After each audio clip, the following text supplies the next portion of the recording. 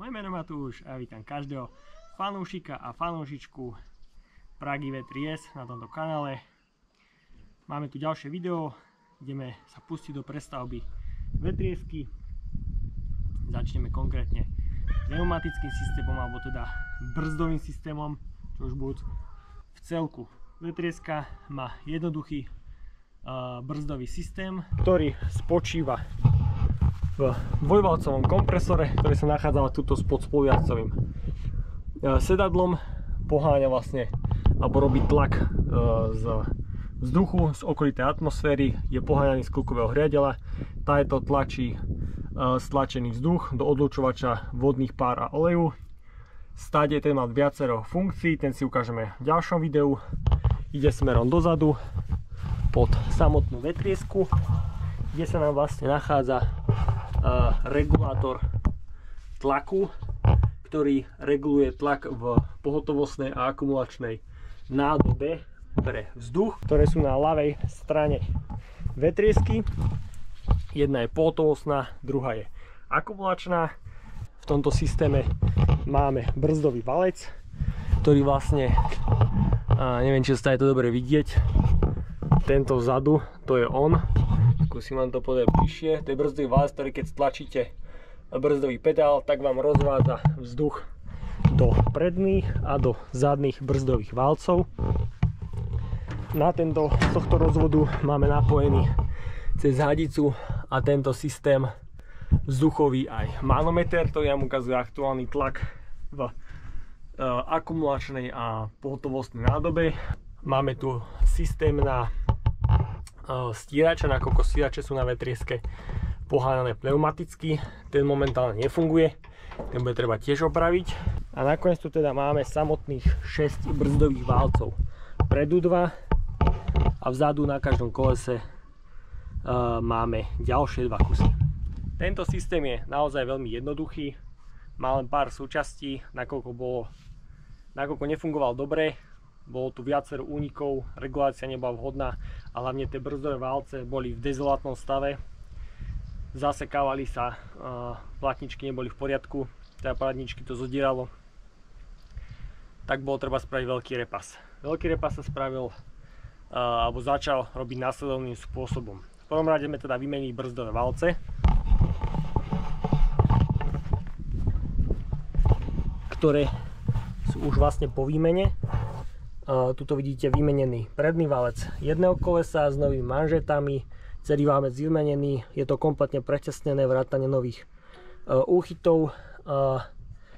Bola rozobratá táto páka s týmto uložením, ktoré vlastne bolo vyčistené, prefúkané. Na jednom kolese to bolo toto úplne zahrdzavené, nekrútilo sa to, tým pádom vlastne jedno koleso vôbec nebrzdilo predné. To je vlastne spravené na obidvoch predných častiach. Rovnako som trošku upravil na tomto 1000 hrane uchytenie tejto páky voči tomu hriadelu. Nakoľko keď som spomínal, na jednom kolese to bolo viac vydratné, na druhom menej, tak aby to brzdilo rovnako, tak som to trošku prestavil. Valec je vymenený, rovnako aj na zadných častiach. Ja sa tam skúsim láhnuť, potom to tak chováte zo spodu. Tu máme vlastne vymenený na pravej strane valec, na ľavej strane. Tu sú trošku väčšie páky, ako si môžete všimnúť, ako sú zadné kolesa a treba tam vyvinúť väčšiu silu na to ubrzdenie. Rovnako zadný valec vymenený napravo a aj naľavo. Všetkých 6 valcov vymenených, budú tam treba vymeniť aj manžety, ktoré už boli predraté.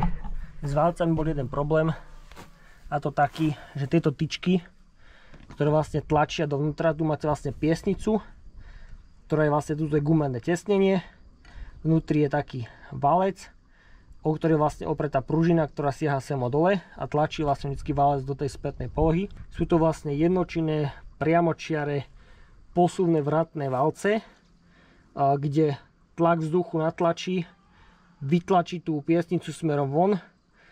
Piesnica pomocou páky zatlačí brzdové ústrojenstvo v bubne a to pritlačí smerom na koleso, vlastne začne brzdiť samotné koleso.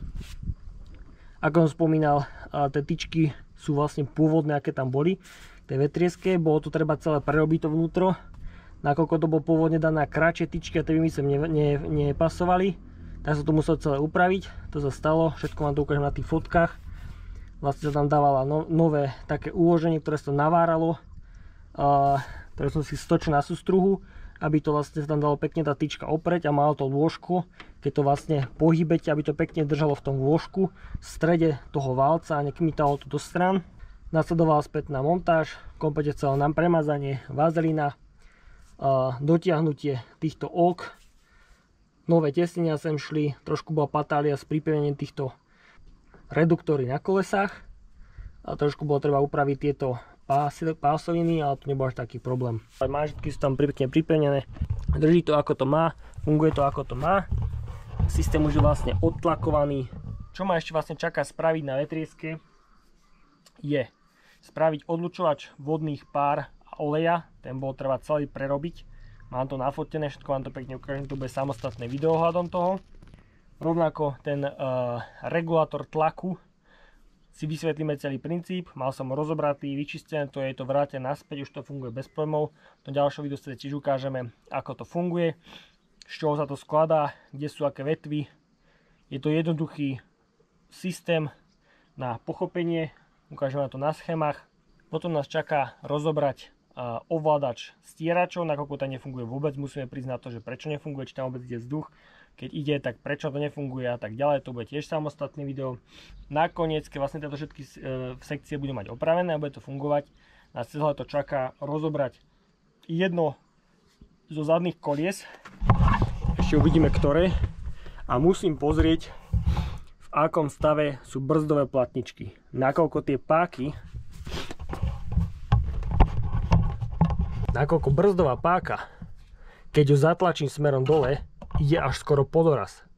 To by podľa mňa nemalo ísť, čiže ja si osobne myslím, že to je predzvesť toho, že tie brzdové platničky už budú dosť v zlatnom stave. Nakoľko keď to spravíte vpredu, tak tam to nemá až taký veľký uhol. Hej. Tuto sa to dotýka skoro oráfik. To bude vlastne poslednou časťou opravy tohto brzdového systému, ktorý mám teda rozbehnutý.